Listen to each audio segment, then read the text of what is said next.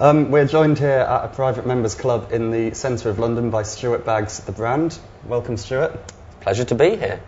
You started your first business, I believe, when you were 19. Can you tell me a bit about how your sort of age impacted your success in business? Well, I've always been really passionate about telecommunications, and since I was a kid I used to have CB radios and make my parents park up on mountains so I could talk to people.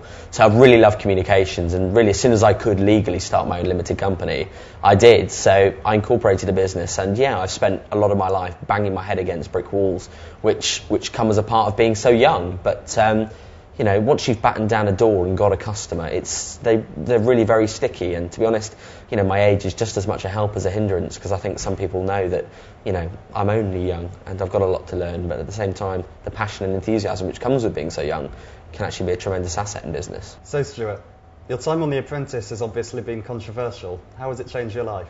I'm certainly a very controversial candidate on The Apprentice, and actually quite controversial in life. I mean, you know, the reaction I got from The Apprentice is exactly the same as I get throughout my day-to-day life. But, you know, in business, you do polarise people.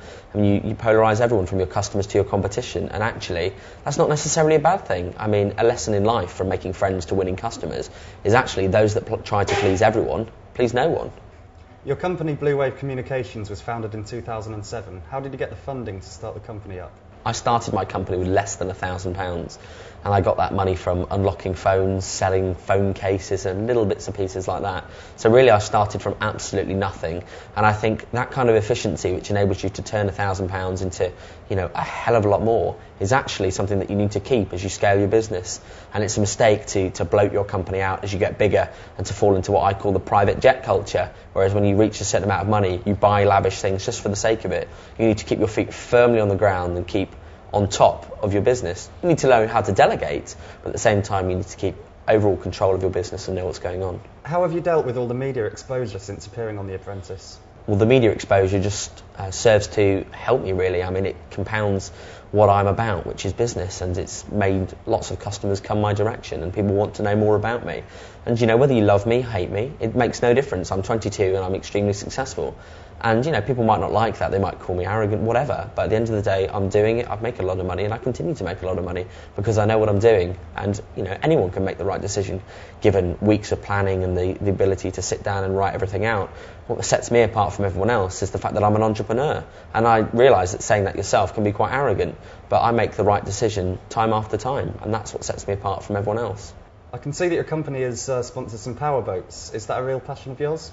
I love powerboats, and, you know, getting involved with extreme sports is something which I'm all about.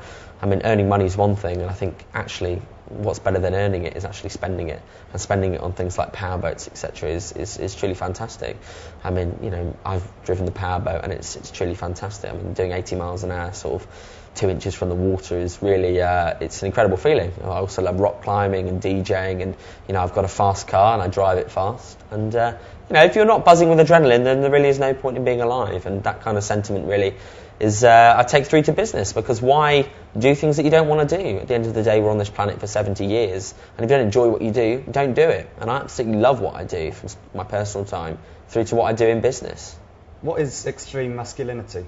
Extreme masculinity is really, I don't know, I mean, it's a catchphrase that sort of symbolises what I'm about, really, and that is adrenaline is what sort of fuels life. I mean, you've got people that need to inject themselves with drugs every day to achieve a high. I just get high on life and the fact that I'm alive, and, you know, from business through to my own life, it's just full of adrenaline, whether it be driving a car at 100 miles an hour or hanging off the edge of a cliff face. You know, live for every day, thoroughly enjoy what you do, and actually, you know, it's not just about making money, it's about the whole picture, from making money, spending it, and actually, you know, being with other people, because it's a short life, and make the most of it.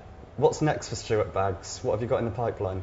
There is so much in the pipeline you simply would not believe, but rather than waste your time telling you about it, I'm just going to let you wait and see. It is so big you won't believe it.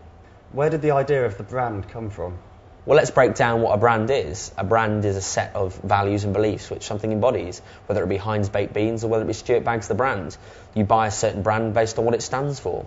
You know, certain brands are about quality, certain brands are about value, and I think that Stuart Baggs the brand is actually about saying what you think and actually excellent value for money. So really, do I regret it? Not at all. Am I a brand? Absolutely. Do you have any advice for budding young entrepreneurs? I think the biggest piece of advice I could give anyone, and you often hear celebrities or famous people give advice to people, and actually what they say is, oh, just dream for the stars. And actually what you've got to do is, if you've got an idea, visualize it every day, knuckle down and achieve it. Don't stop until you've achieved it. If you genuinely want to be an astronaut, you will be. And actually, the reason why people don't achieve their dreams is because they go off track, they forget about it, or they think it's not achievable. If you want to be a multimillionaire, then set your mind on it and you will achieve it. And also, just don't let people knock you. I mean, my life is about dealing with people that are either jealous or have issues with what I do. And, you know, let those people say what they want to do. Don't take it to heart, and actually let your own success be what guides you, not other people's opinions.